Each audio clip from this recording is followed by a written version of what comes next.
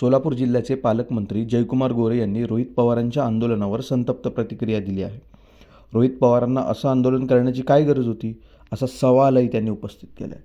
आपण पाहूयात जयकुमार गोरे सोलापुरातून नेमकं काय म्हणाले. त्यांच्या बैठकांचा सुद्धा सुरू आहे. प्रचाराला विजय करण्यासाठी आपण हा प्रयत्न करताय. काल भाऊची बैठक झाली, त्यांच्या शिवसेनेची एक बैठक झाली. आपण देखील बघतो. काय नेमकं म्हणणं आलेलं आहे, काय प्रश्न ते महायुतीचे उमेदवार म्हणून आदरणीय देवेंद्र फडणवीस साहेब, आदरणीय एकनाथ शिंदे साहेब, आदरणीय सुनेत्राताई पवार या तिन्ही नेत्यांनी आदरणीय राजेंद्र राऊत यांना विधान परिषदेची उमेदवारी दिली आणि ती उमेदवारी दिल्यानंतर आमच्या तिन्ही पक्षांनी समन्वयानं एकत्र येऊन राजेंद्र राऊत यांना निवडून आणण्याचा विडा उचललेला आहे आणि आम्ही सगळे समन्वयानं काम करतोय. काल समन्वय समितीची बैठक झाली, त्यावर भारतीय जनता पक्षाची बैठक झाली. आज शिवसेनेचे नेते सन्माननीय जयंत सामंत साहेब या ठिकाणी आले, त्यांच्यासोबत शिवसैनिकांची आमची बैठक झाली. त्यांच्या काय समस्या अडचणी याच्यावर चर्चा झाली आणि आता आम्ही सगळे एक दिलाने एक मुखाने राजाभाऊच्या पाठीशी महायुती म्हणून आहोत आणि महायुतीच्या पलीकडे जाऊन अनेक घटक राजाभाऊंच्या उमेदवारांच्या पाठीशी उभे आहेत. तर राजाभाऊ इतरांनी मतांनी निवडून येतील अशा पद्धतीची परिस्थिती आहे. तर शिवसेनेनं देखील उमेदवारी अर्ज दाखल केली होती. दाखल करताना त्यांनी खूप टीका आपल्यावरती केलेली होती, आपण केली होती. तर सगळ्यांची नाराजी आता दूर झालेली आहे त्या बैठकीमध्ये. तर लोकशाहीमध्ये ह्या सगळ्या गोष्टी चालत राहतात. समन्वय एकमेकाशी असावा लागतो. काही दिवसापूर्वी आम्ही निवडणुका एकमेकाच्या विरोधात लढलो होतो, त्यामुळे काय कटुता होती थोडीफार, ती आता संपलेली आहे. आता समन्वयाने आम्ही एकत्र काम करायचा निर्णय घेतलेला आहे. त्यामुळे कुठलाही किंतूपर्यंत आता राहिलेला नाही. आम्ही एक दिलाने पुढे चालू. तर राष्ट्रवादीचे आमदार रोहित पवार यांनी आज अन्नत्याग उपोषण करतायत. त्यांचं असं म्हणणं आहे की शेतकऱ्यांना कुठेही निकष न लावता संपूर्ण कर्जमाफी सरकारने केली. मग याला जोडून प्रश्न आहे की त्या आंदोलनाच्या अगोदर कार्यकर्त्यांना समर्थकांना जे आहे ते जेवण वाटलं जातं, त्याचा व्हिडिओ जो आहे तो व्हायरल होतो. अगोदर पोटभर जेवण, मग नंतर उपोषण, अशा चर्चा देखील कसं पाहता याच्या मुळातच हे आंदोलन करण्याची काय आवश्यकता होती हे त्यांना माहिती असेल. निव्वळ राजकीय, निव्वळ स्टंट, निव्वळ मी काहीतरी करतो हे दाखवण्यासाठी केलेला प्रयोग आहे. कारण सरकारनं कर्जमाफी जाहीर केलेली आहे. आदरणीय राज्याचे मुख्यमंत्री देवेंद्र फडणवीस साहेब यांना राज्यातला सगळा शेतकरी वर्ग धन्यवाद देतो की दिलेल्या शब्दाप्रमाणे 2 लाखापर्यंत कर्ज माफ करण्याचा निर्णय सरकारनं घेतलेला आहे आणि ज्यांनी नियमित कर्ज भरले त्याला 50,000 रुपयाचं अनुदान देण्याचा निर्णय सरकारनं घेतलेला आहे.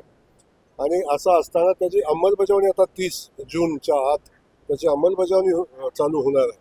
आणि असं असताना जेव्हा हे घडणारच आहे तेव्हा आमच्यामुळं घडलं अशा पद्धतीचा दाखवायचा प्रयत्न आणि किंबहुना पात्र शेतकरी काही अपात्र शेतकरी असतील याच्यामध्ये वादविवाद लावणं आणि स्वतःची राजकीय पोळी भाजून घेणं याच्या पलीकडचं आंदोलनामध्ये कुठलाही विषय नाही.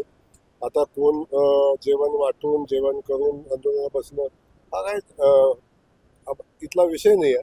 म्हणजे माझी विनंती या निमित्तानं शेतकरी बांधवांना राहील की सरकार आपल्या पाठीशी उभं आहे. सरकार एवढा मोठा पूर सोलापूर जिल्ह्यामध्ये आला, सरकार पाठीशी उभं होतं. एवढी मोठी मदत पुराच्या अतिवृष्टीमध्ये सरकारनं केली.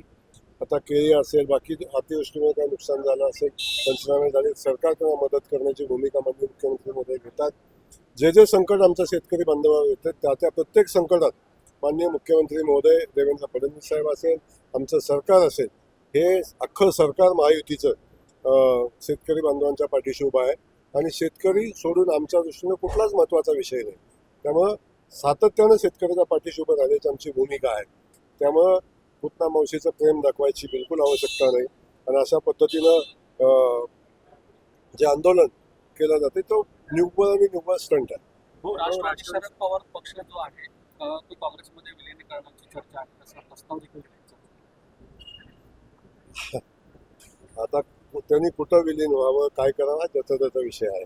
त्या विषयावर काय फार मी बोलणार नाही, तो माझा असा विषयच नाही आहे. त्यामुळं अनेक कुठं जायचं त्याचा अधिकार आहे.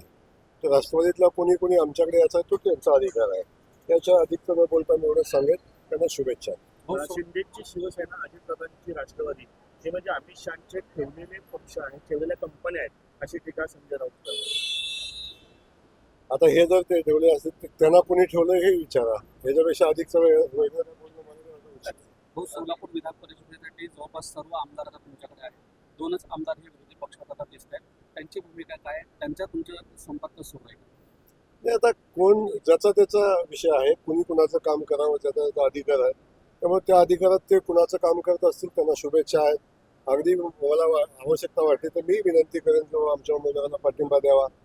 परंतु जे चाललंय ते योग्य चाललंय आणि मला वाटतं याच्यापेक्षा अधिक काय असावं अशी अपेक्षाही नाही पाहिजे. भाऊ, पण गेल्या वेळी दिलीप सोपल जे आहेत ते भाजपला मतदान करतील असं राम सातपुते म्हणतात.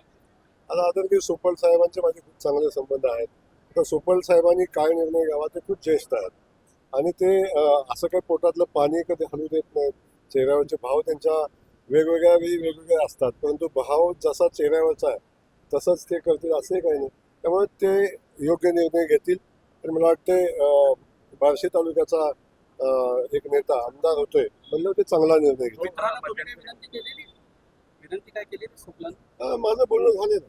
भाऊ, मध्यंतरी शेतकरी दाम्पत्याला जे आहे ते मुख्यमंत्र्यांनी एक बैल दिला होता. तो बैल कुपोषित असल्याच्या आता चर्चा सुरू आहे, ट्रोल केलं जातं. फक्त ते असे मुख्यमंत्र्यांनी संवेदनशीलता दाखवत लगेच मदत केली, पण प्रशासनानं जे बैल पुरवलेला आहे तो गोशाळेतला आजारी बैल दिला त्याचं समजा बैल आजारी पडला. म्हणजे एकीकडे मुख्यमंत्री संवेदनशीलता दाखवत आहे, पण प्रशासन जे आहे ते कुठेतरी या सगळ्यामध्ये अंमलबजावणी करताना सरकारला कोणी बंधन करण्याचे काम केलं तर सरकार राज्याचे मुख्यमंत्री जे देवेंद्र फडणवीस आहेत ते एक संवेदनशील व्यक्तिमत्व आहे आणि राज्याचा विकास वेगाने करत असताना जो कणखरपणा त्यांच्याकडे आहे तेवढ्याच संवेदनशील त्यांची स्वभाव हा शेतकरी बांधवांच्यासाठी आहे, यातल्या जनतेसाठी आहे.